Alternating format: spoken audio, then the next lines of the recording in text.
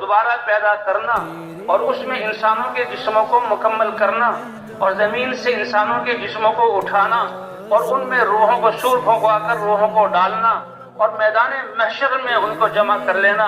اللہ فرماتے ہیں ہم ایسی قدرت والے ہیں یہ سارا نظام اتنی دیر میں کر دیں گے جتنا تمہارا آنکھ کو جھپکنا اور کھولنا ہے، بلکہ اس سے زیادہ تھوڑے وقت میں ہم یہ سارا نظام قائم کر دیں گے.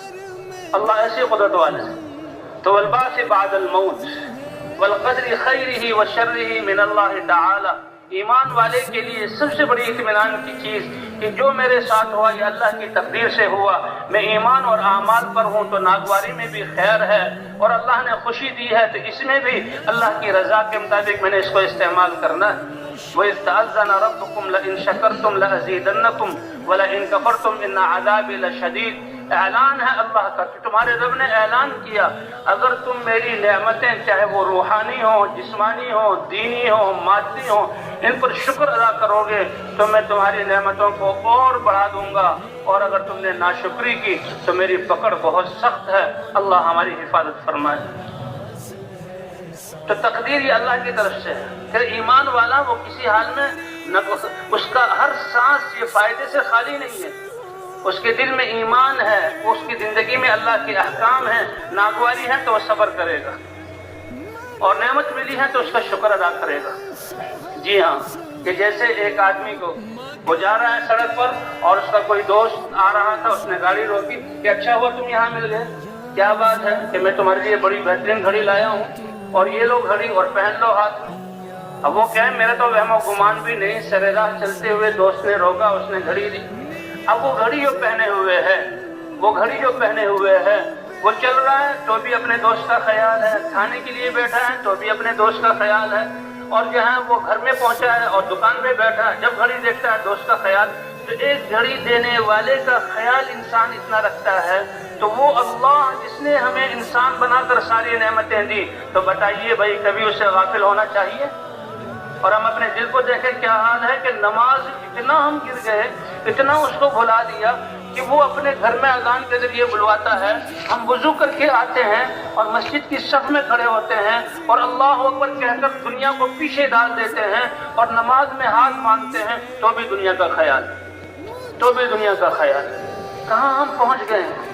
ایک گھڑی ملنے پر، ایک قلم ملنے پر، ایک موزے ملنے پر کتنے دنوں تک ہم اور جب تک وہ موزے پڑے ہوئے ہیں، بھائی تمہیں جب بھی میں دیکھتا ہوں میرا دوست یاد آ جاتا ہے. وہ ایک انسان ہے، اس نے کسی غرض کے لیے دیے ہیں، اور وہ اللہ اتنی نعمت، اس لیے کہتے ہیں اللہ کے راستے میں نکلو، اللہ کو اتنا بیان کرو، اللہ کا ذکر اتنا کرو کہ 24 گھنٹے میں کسی وقت بھی ہمارا دل اللہ سے غافل نہ ہو.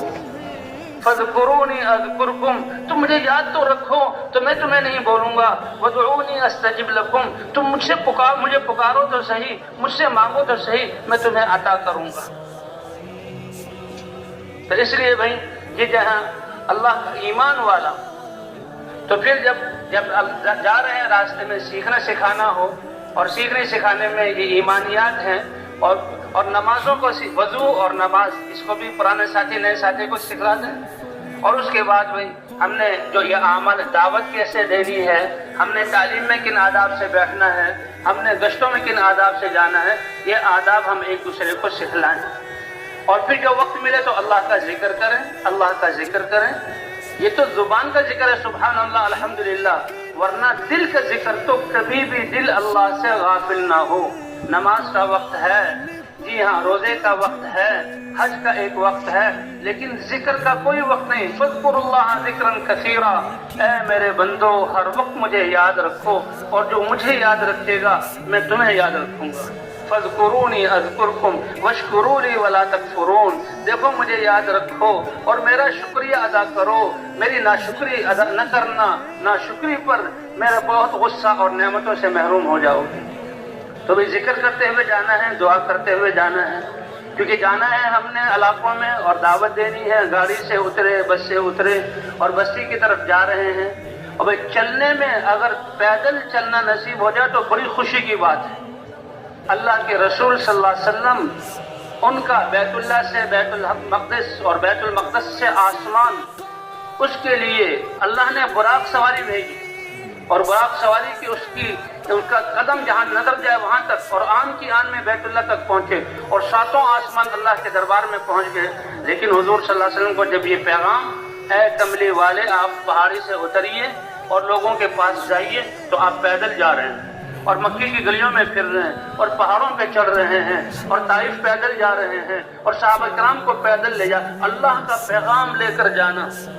تو جیسے عرض کیا کہ اس راستے کی مشقتوں پر جب ہم آئیں گے، وہ تو ایک ایک قدم پر اللہ عطا فرمائیں گے، اور قدم تو بہت بڑی بات ہے، قدم پر پڑنے والے غبار کی وجہ سے اللہ جو مشقت اور ناگواری، ایک غبار کی ہم بغیر احساس کے یہاں بیٹھے ہوئے کتنا غبار جمع ہوگا، اب گھر جائیں گے اللہ کے راستے میں جائیں گے مسجد میں، بھائی نہا دھو لو، بڑا غبار جم گیا، یہ تو اللہ کا شکر ہے، اللہ نے فضل فرماتے ہوئے بارش کر دی اور یہ مٹی جم گئی، لیکن تھوڑی بہت غبار اور فضاؤں میں غبار ہے، تو اس غبار کی قیمت کتنی ہے؟